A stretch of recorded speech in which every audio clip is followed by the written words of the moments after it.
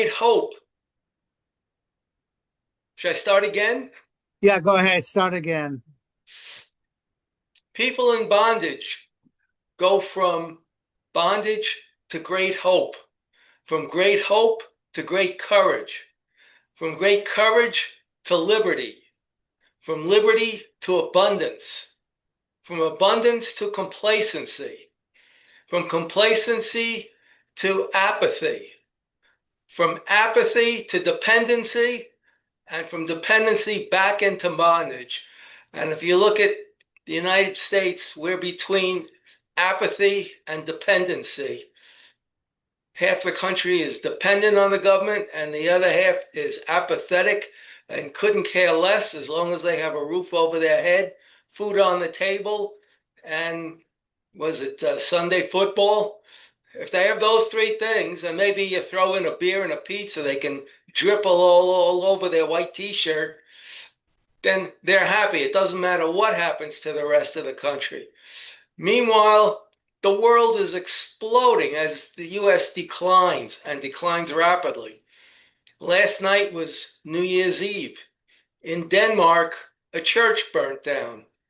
Now, they didn't say who did it, but like they said, like Claude Rains said in Casablanca, round up the usual suspects. And you can just guess who put this church on fire. If it wasn't that particular group, who I won't say who they are, then it would be amazing.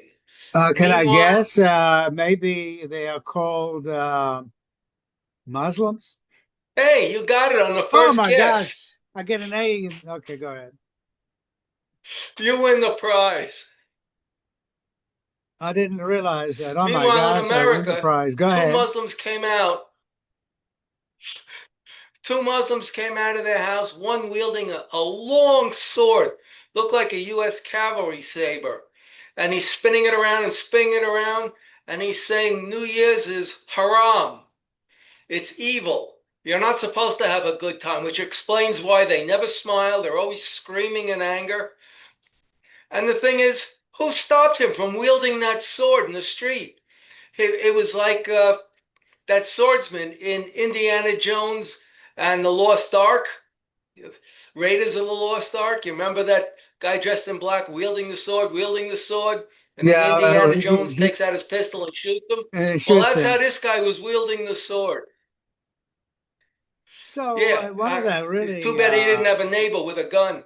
one of the hypocritical lies that the Muslims pass around, and I see it on social media, is to say that Jesus was a Muslim. Now they want to have it both ways. He was a Muslim, and he was a haram, or he was harem. Harem meaning excommunicated. What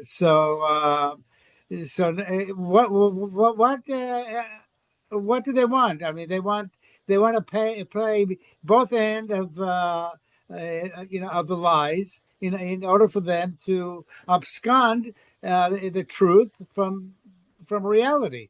So, so Jesus was a Palestinian, and he was Muslim, and now people who are going to church are facing their institutions being burned down, according to Islam.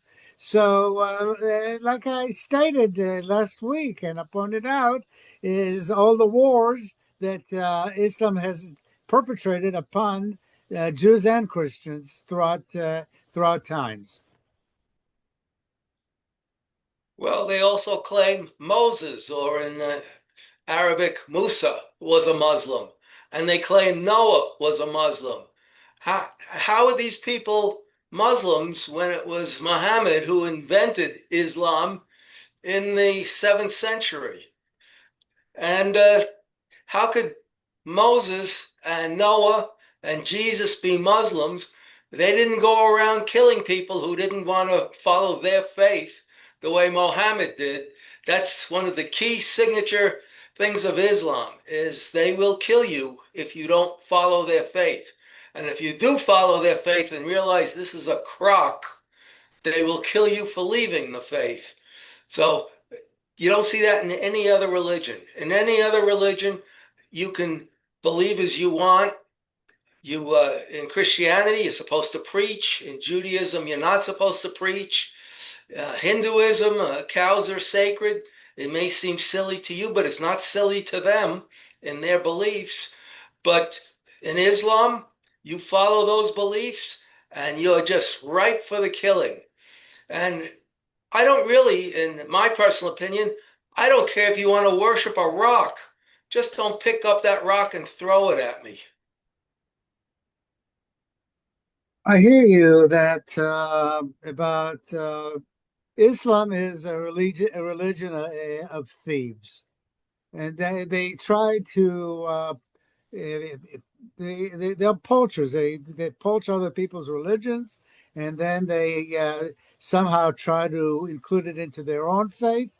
Uh, they are cannibalistic. They will cannibalize uh, other religions, whatever it may be, in order to convince the I guess the fools or the idiots out there that it's a greater religion because there are certain similarities, or they try to they construct certain similarities between their religion and the religion of, let's say, like the pagans or whatever. Christianity did the same thing. Jesus was born on Christmas Day or December 25th, just as much as Noah and David and Moses were Muslims. He was not born on Christmas Day. There was a construct by the church. No, he Uh, was born sometime between April and July. I know because I remember I was there. yeah, uh, I had a friend many years ago. He came to the United States, and he was born in Morocco. So he moved to Israel. He grew up in Israel, and then it was when it came time, he moved to the United States. He became an American citizen, and during the application of his American citizenship, is they asked him, "When were you born?" And he told them, "I don't know." So they said, "Well, what do you mean you don't know?" Well, in the Middle East, you don't keep records over there. Yeah, of the date you're born. The only thing he knows that his father used to tell him he was born sometimes around Passover, but he doesn't have a date. So I guess the immigration people said, "Well, choose a date." So he said, "Okay, my date is going to be January 1st." Okay, Well, that's easy to remember. but what happens is that people over here in the West, they think they have an idea of what's going on in the Middle East. In the Middle East, most of the people, even the Jews that lived in Israel, first of all, they did not keep records of when someone was necessarily born. And another thing is the calendars are different. Over here, you use the Julian calendar. Over there, you use the lunar calendar. So there's going to be discrepancies anyway. So for the church to construct a date, and then 7 days later or 8 days later, which the day of the birth is day one, they call it the feast of the circumcision. Over here, people celebrate the feast of the circumcision as New Year's Eve, and they go party and they get drunk and they smash up their cars over a ritual that Jesus had to go through to be circumcised in order for him to be included into the fold of Judaism and sanctity with God at the time. Every Jew goes through a circumcision on the eighth day of their birth. Uh, so, uh, so look how much distance from a religious practice that Jesus' family, his mother, his father Joseph, had to go through to circumcise him, and the whole, and I guess the whole tribe that he was around during the circumcision had to go out and eat bagels and lox and cream cheese and so forth. From that tradition, nowadays, every Jew today, which is New Year's Day, they had to go out, go to the deli, and eat the ritual bagel. But I like bagels, but you can keep the lox and the cream cheese. Well, just as a tongue in cheek, making a little levity out of this affair is that I mean, you have two constructed religions that try to tie themselves into the sanctity of God, which is both Christianity and Islam. They were constructed by men. The disciples of Jesus who constructed Christianity were good people. They were not bad people. The disciples of, including Muhammad, were horrible. They were barbarians to the nth degree. They had no respect for life. They had no respect for property. They had no respect for the sanctity of women or anything like that. They were just desert barbarians. And out of that, now you have about 1.6 billion Muslims that are, walking the earth, telling other people how they should observe their particular religion, which yields nothing but barbaric acts and wars after wars after wars throughout history and through today. Um, it's easy to look up which wars the Muslims were involved in. Anybody can do it. They can do it through AI. They can do it through Google. They can do it through Wikipedia. There's so many sources. They can go to the library to illustrate that these people are monsters. Monsters. Muhammad's first raid when he was just getting started was at a caravan at, I guess you pronounce it Badr, Badr. I think there's a vowel missing there, but that's how you spell it, Badr. Well, it's Badar, but go ahead. And he attacked the caravan and killed all males 12 and above. As his disciples were killing them, Muhammad was sitting there and they would throw the bodies into a big pit. And every once in a while, Muhammad would go over to the pit and spit in it. And then everybody else who survived were taken as slaves to be traded and women to be raped. And that's Muhammad's first act. See, he was a murderer, he was a thief, he was a pedophile, he was a liar, and he created a religion to make all of his crimes kosher.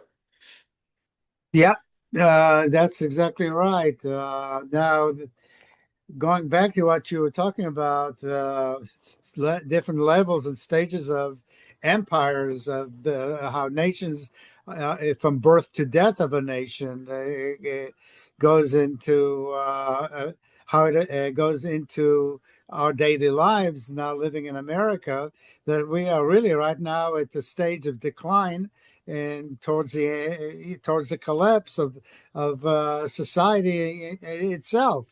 Um, Essentially, you can see what's going on also in America is that the people on the left are screaming fascism and they don't want fascism. Trump is a fascist, but they don't look at themselves that they themselves are fascists because fascism means a one state party. That's what fascism is. You have a state that is ruled by a one political party, and nobody is better in trying to rule this country more than the Democratic Party. Now, what happens is I'm going to ask you a question. What is the difference between a democracy and a republic, a constitutional republic? Oh, you asking me? Yeah. Okay, democracy is everybody gets to vote on something. So if somebody's riding a bicycle and we want that bicycle, we vote on it. And if the answer is yes, take it, we take it. Democratic Republic is we vote for people to represent us with one executive to lead us based on that representation. And contrary to popular opinion, The founders never wanted three equal branches of government. The legislative branch is in the Constitution first because the founders considered that the most important because they are, even though they don't, they're supposed to represent us, the people. The next Okay, so important branch. I have to stand to correct you. You're close. You're really close. A democracy is the people go and elect representatives, the leaders, and the leaders within themselves, they will vote in the leadership of the country. So over here, we basically vote in the legislature, but we don't vote for presidency. It's electoral college. It's Congress that really votes in the president. So what happens is in a democracy, a wicked and corrupt leadership will leaders or representatives will in turn vote in a corrupt leader of the nation. A constitutional republic is that's when the people directly vote for the leadership. So we're close. We're supposed to be a democratic republic. We're not supposed to be a democracy. And the founders wanted the legislative branch to be the most important because the legislative represents the people. Then the executive branch. And the weakest branch is supposed to be the judicial.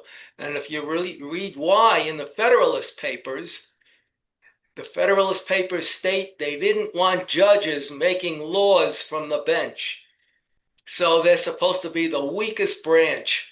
And it's up to Congress to rein in that judicial branch if they get too forward in making laws themselves. I wanted to bring up one point about the life of a country.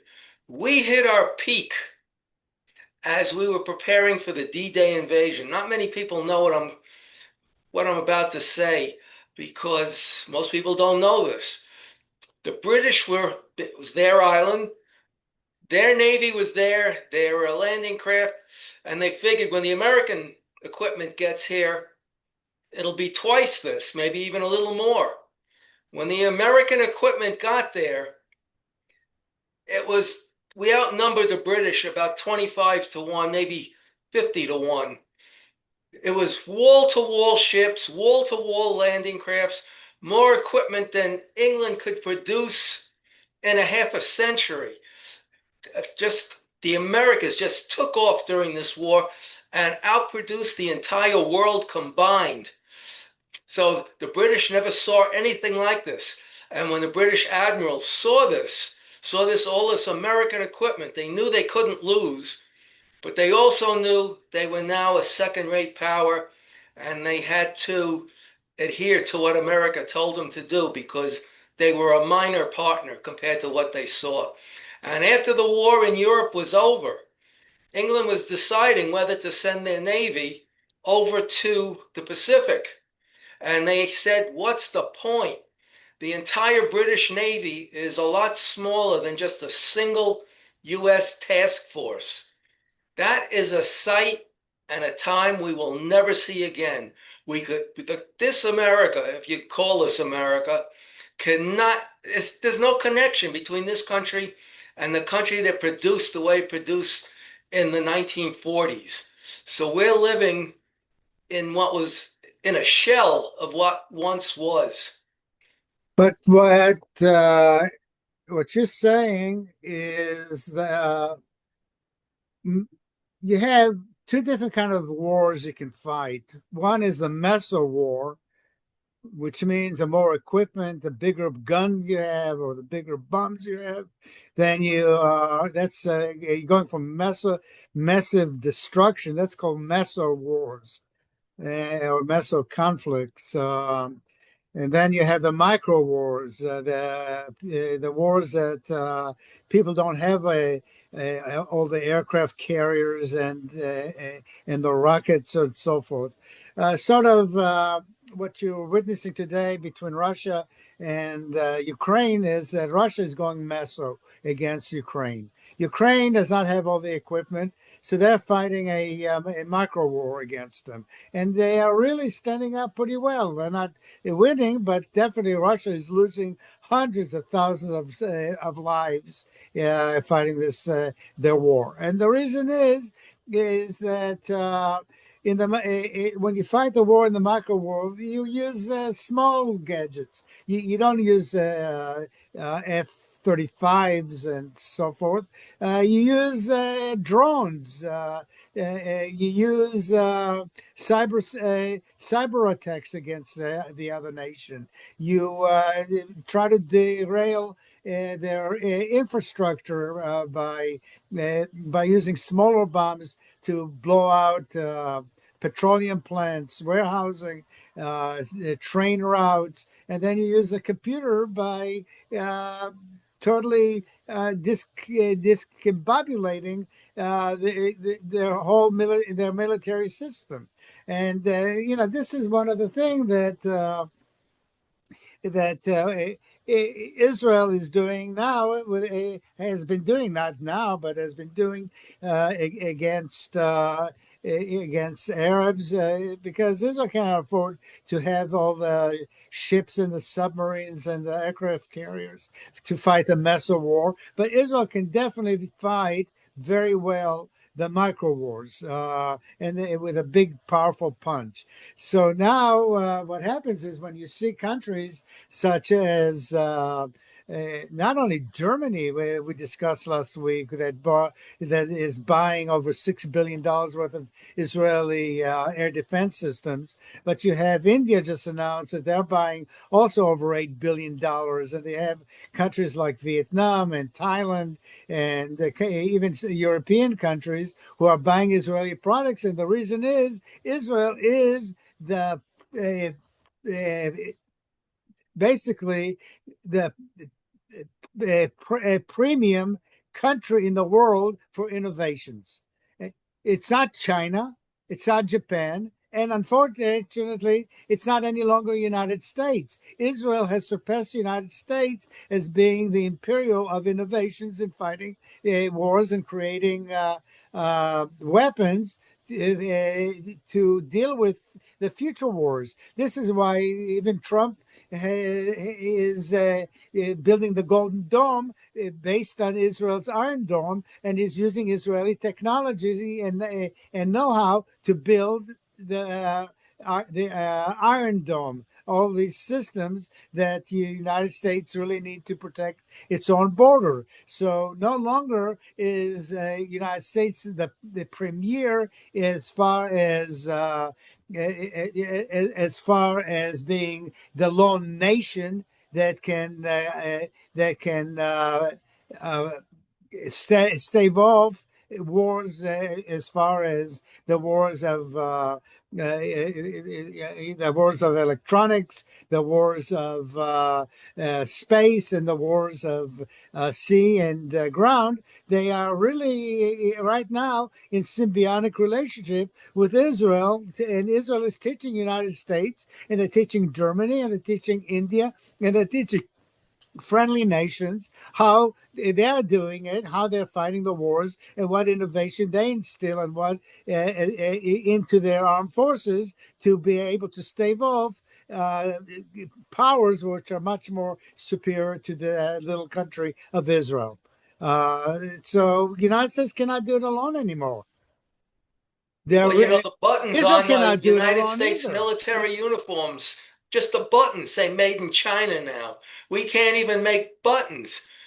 We used to outproduce the whole world during the 1940s, and now we can't even make buttons for our uniforms. So what happens? What I was getting at is that Israel is dependent on America, and America is also dependent on Israel. So it's a symbiotic relationship that they cannot let go. I was reading a funny article that how hateful Spain is towards Israel. Right now, they have to buy Israeli weapon systems to protect their airlines against attacks. And Here they every are. time Spain comes out against Israel, they get a massive flood. Because I will bless those that bless thee and curse those that curse thee. who Allah. Allah, the merciful one, is the merciful one. He is the one that's really answering the prayers of the Muslims by creating all these massive floods and earthquakes and setting the stage of that they never can win wars. 1.6 billion Muslims, they prostrate to Allah like a bunch of slaves. They cannot win one war against Israel. How can they win a war when they have no brain to invent anything? Islam has been around 1400 years and they've created absolutely nothing. The closest they came was some Muslims claim they invented algebra, which is another reason to hate them. No, But no. they didn't. First of all, that's a really not a true statement. Well, The wait, Greeks, you didn't let me finish. The the, Muslims claim they invented algebra. no, It no, was no. They actually, did. They invented the quadratic equation. They did not invent algebra. The I know. Greeks What? invented algebra. Yes, I was going to just say that. And all the Muslims did was tweak it a bit to give us the modern algebra we have today, which is another reason to hate them. You learned algebra in school, you learned trigonometry in school, you learned geometry in school. When was the last time you used any of that? When was the last time you even spoke about it? Yeah, that's true. You're right. Uh, what happens is that they did the Muslims when they had their enlightenment during the time of the rule when they ruled in Spain, which was called Andalusia at the time. They ruled it for around 700 years. There was uh, they did commingle with Jews, brainy Jews, and they also commingled with brainy Christians at the time. So there was this time of enlightenment, and they were also at that time they did a lot of innovations or discoveries regarding physics of space, space physics, astronomy, medicine. They did, but just because they were innovative based on the terms of how much they represented people of their own faith. They were really minute, as opposed to how many Jews are there in the world, and look what the Jews give the world as far as knowledge, as far as scientific uh, innovations and medical and space and physics and military. Uh, Splitting the uh, atom, something you can't even see. Who would even know an atom is there? And yet, 42 atomic scientists working on the atomic bomb during the war, 37 were Jewish. Even one who was Christian, probably one of the more famous ones, Enrico Fermi, had one Jewish grandparent. So, and Hitler called the atomic bomb Jew science, and he really didn't want much to do with it. well, so you see, look how many ingrates are living in America today. Because if it wasn't for the Jews, the chances are that United States would not have existed. It was we were discussing last week about Chaim Solomon. He was the one who financed the wars while the American Patriot Army were freezing and starving to death along with their families. It was Chaim Solomon that came in with the money to be able to support them, to feed their families, get buy uniforms, buy weapons, and go and fight the war for George Washington. He was uh, he was a fairly rich man, and he spent his entire fortune for George Washington, but he wasn't just his money. He collected money from the whole Jewish community to fund the revolution. Well, look at Cromwell. Cromwell brought back the Jews after it was King Edward who who expelled the Jews a few hundred years prior. He wanted to build the British Navy. So, in order for him to get financing to do that, he had to bring in the Jews who were expert in the finance. Uh, yeah, he was successful. England became a world power, and because of that. The British should be ingrates, but instead, I mean, they should be grateful to the Jews in making England such a world power. But instead, they turned their back against the Jews many, many, many times over, including in World War II. And after the post-World War, they went against their own agreement in the White Paper regarding Palestine, and they basically stabbed the Jews in the back. But the Jews never stabbed England in the back. No. And now you see the same thing. If it wasn't people like Teller and Schwartz and what's the other fellow's name? It'll come to mind in a minute. Who invented the atomic bomb? Oh, America was Szilard, Teller, America would Oppenheimer. have lost over 1 million men in trying to conquer Japan. And look Yeah, at they the were expecting ingrate. it. Not well. If you're wounded, it's not like on television where you take a rusty knife and dig the bullet out. If you're wounded, the odds are you're going to be in pain in that spot for the rest of your life. So they were expecting 1 million casualties, about 250,000 dead, and the rest wounded. But as I mentioned, I saw a black tanker in the 760 in the 712th battalion, and to this day, and he's about 100 years old, he can't feed himself with his right arm because he was wounded in the right arm. He can't bring his right arm to his mouth because of the injury. So it's not like what you see on television if you're watching The Lone Ranger, where they just dig the bullet out and you're fine the next day. That's Hollywood. In real life, if you're wounded, there's a good chance you're going to have pain there the rest of your life. And as you get older, it'll become arthritic too, on top of everything. So there's an old saying. It's not a saying. Which goes, "Does life imitate art, or does art imitate life?" And in America, it's turning out in today's generation that life is imitating art. Whatever you see in the movie, or your PlayStation or whatever it may be, or on social media, that art is what people imitate. The- So so the people are really a bunch of sheeple. They are followers. They're not leaders. I really don't know who is going to be the next leader in the United States after Trump. Mamdani, Huh? Mamdani. Yeah, I mean, but I wouldn't be surprised. I mean, it's really, really, really sad how this country has declined to such a low point that there is the homogeny of America has just gone down the tubes. I don't know if hopefully Trump can regain it back, but we are definitely following the examples of Europe, England, and France, and Belgium, and Holland.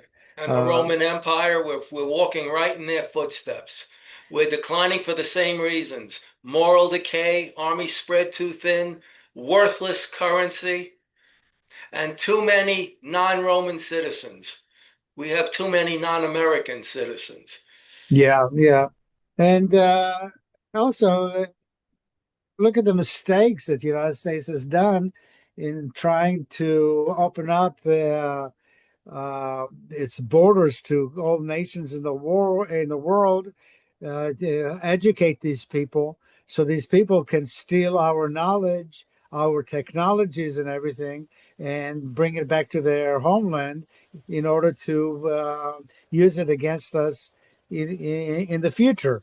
The Chinese are smart people. They really are smart people, but they're not anywhere as smart as the Americans are, or anything as smart as the Israelis. They're good copycats. I mean, they can take whatever you produce, they can take it home. They will do reverse engineering. They will copy every measurement of everything and will produce one just like it. But they're not innovative people. No, but at least they have one advantage over us. They call Islam a mental disorder, and they've been killing Muslims, they've been imprisoning Muslims, and they've been taking down the mosques. I have on one of the shows a few weeks ago, I showed where a mosque used to be. Today it's a public toilet. One of the ultimate insults you could do to Islam, because they call Islam a mental disorder. Well, we are right now down to 1 minute. So, do you have anything to say to wind this thing up? Yes, this is David Ben Moshe and our host Asher. We'll see you same bat time, same bat channel next week. And everybody's welcome to come up with intelligent responses. Okay, very good. Have a great one. You, everyone, have a good time. Bye bye. Happy New Year to any Christians watching us. Happy, yeah, I would say happy feast of the circumcision. Okay, bye. Bye.